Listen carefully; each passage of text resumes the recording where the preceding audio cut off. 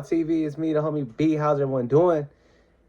Today we got a No Jumper clip of the No Jumper crew talking about Kendrick Lamar's interview with Harper Bazaar. We're going to see what they talk about, what they have to say. The title says that Adam calls out Kendrick Lamar for not going on black-owned platforms. Cut his backdoor on K-Dot. Let's see. Let's go. Kendrick Lamar going and doing an interview with Harper's Bazaar, you know?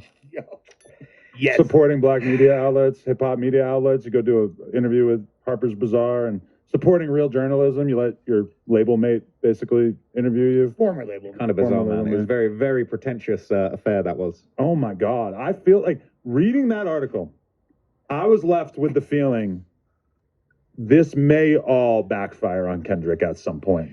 Because he has built himself up now to be such an elitist character in the space.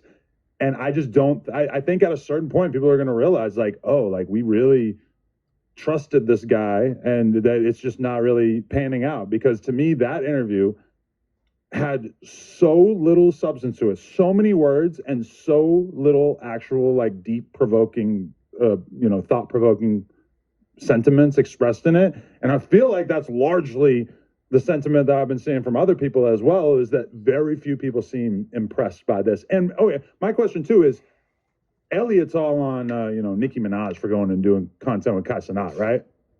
I mean, what is this? This is the same shit. It's a softball interview. This is super when you softball. could have supported a real hip hop media outlet and sat down with somebody who really does this. It was Like who, Adam? No Jumper? Because y'all still didn't get the Drake interview. Just saying.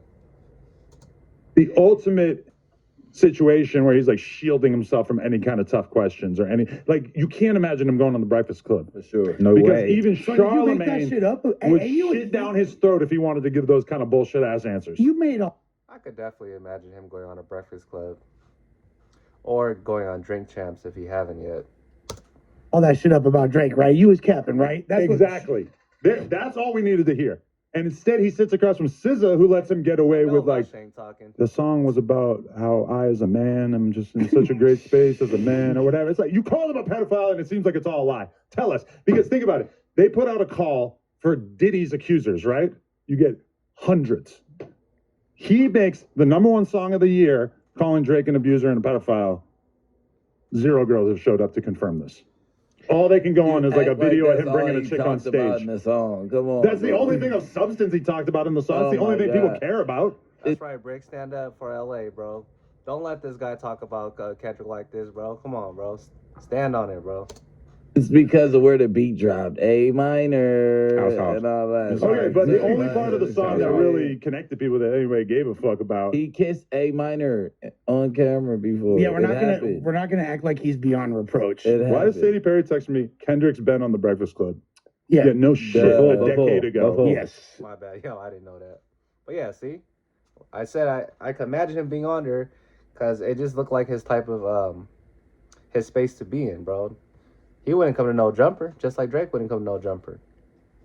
I'm fat man. You're abusing your Thank text you, privileges, Sadie. Thank you. Thank you. We really needed that. No, Yeah. these softball interviews, like they're so pointless, and it's interesting because it sort of relates to what I do in the sense that, like, you ever see Travis Scott's Netflix documentary? No. It's just the biggest whitewash ass kiss fest about Travis. It's like, I've made my own documentary. We're not going to talk about anything bad, and that's why it's like when I do Now, things. he's got 10 bucks.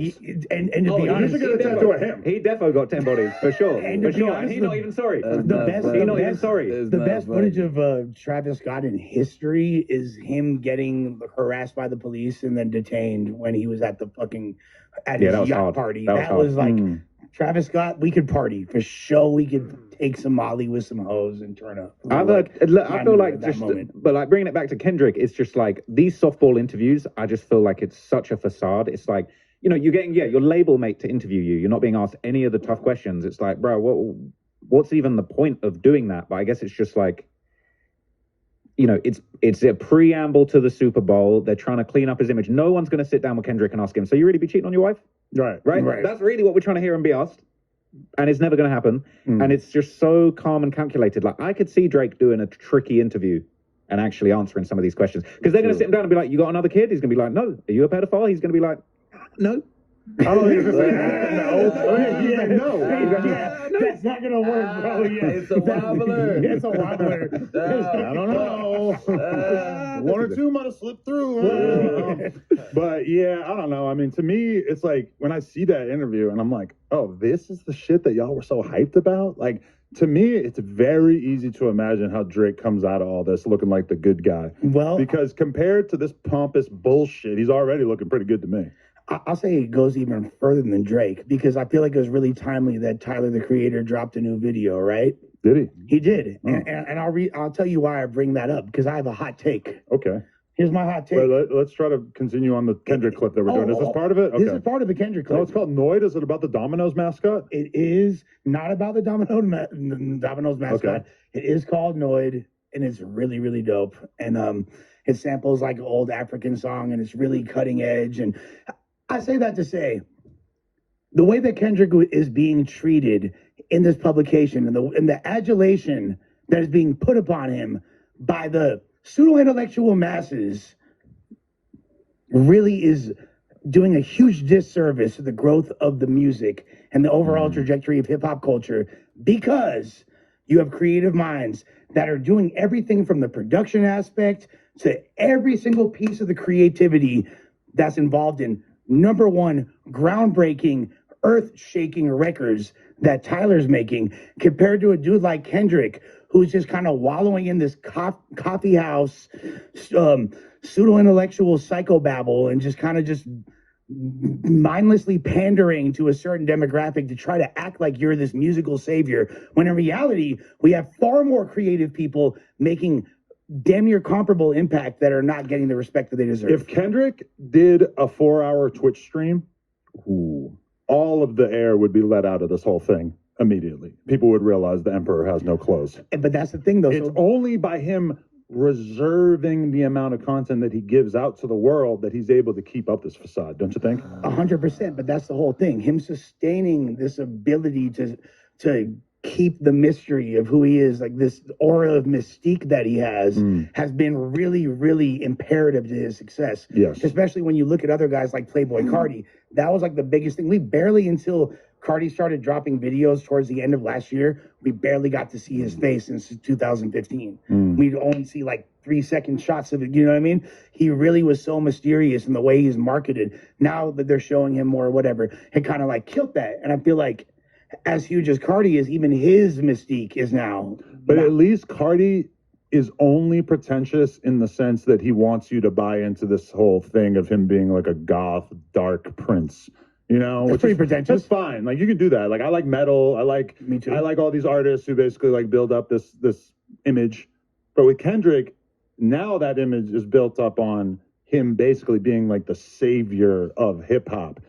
And in order to be the savior of hip hop, you're going to have to do a lot more than just drop a fucking Drake diss that everybody dances to. Because I feel like if the next album sounds anything like that last one, I mean, the fucking air is really going to be let out of this shit soon because nobody gave a fuck about that album. Everybody just ignored it because it made so little of an impact. And you know what the biggest problem with that article is? The biggest problem is now not only am I less of a Kendrick fan, but SZA, who Blah, blah, blah. Man, I'm not hearing none of this, bro. Especially from you, Lush, bro. Just follow behind your boss, bro. Listen to your boss. Everything your boss do, listen to your boss, bro. Everything your boss says, bro. Even if he fires you, make you look bad on camera, make you the butt of the joke on every podcast, bro. Just listen to everything he says, bro. Listen to your boss, bro. Shut your ass up. No one wants to hear this, Lush. You be bullshitting, bro. And this whole thing about, bro, that last album that Kendrick had, bro, it don't relate to a lot of people. That's like some deep thought music when you're driving home, when you're in the car alone, you know, like it's not made for a lot of people's ears. You know what I mean? Shut your asses up, bro. First, man, come on, bro. I don't care what they say on here, bro. They just sound like big hate to me. Kendrick got an album on the way. You already know it's gonna be fire. Yeah, man, come on. Like for the Not Like Us, like even the beginning of it, we got a little sample of it, and everyone wants him to finish it, bro. Like He's a mastermind, bro. I'm pretty sure that he has to master it first before just dropping like any other rapper. You know what I mean? Just drop, drop, drop. Nah, bro. It takes perfection, bro. Like look at Schoolboy Q. Look how long it took for him to come back out. Blue Lips, bro. Masterpiece, bro. Shit, I could see it going platinum, to be honest. Fire. TDE is not built like the way these other artists are, bro. They are top dog for a reason, bro. Me, personally, I think they're pretty close up there with no no jumper. Death Row Records, bro. Go ahead, man. My opinion, all right? Let's go.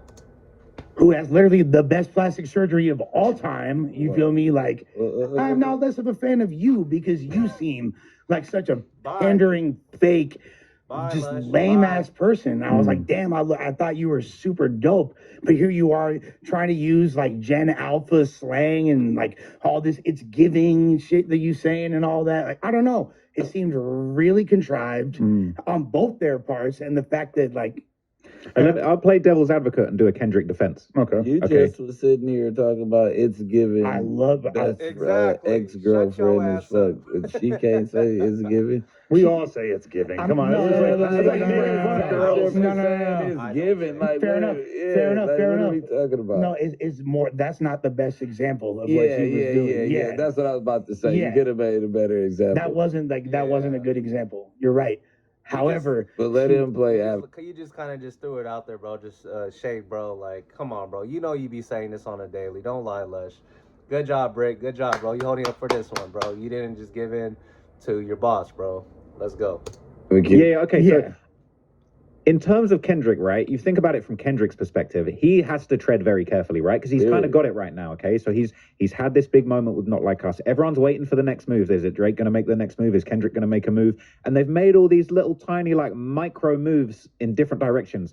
Drake dropped, what was that song? That Hey Delilah or whatever it was. Didn't really make any motion, but it's like these guys, they're still embroiled in this game of chess and they've got to move carefully. And I know as rabid fans that want to hear the beef keep going, it's frustrating to not see Kendrick at least address some of the stuff we wanted to talk about. But from his perspective, he's got to try and stay squeaky clean. He does. All right, I'm gonna leave it there. See, the thing about Kendrick, bro, is when he don't say nothing, you guys be mad. But when he says too much, y'all be very mad. All right, come on, man. All right, Easy Call TV, we out. Let's go.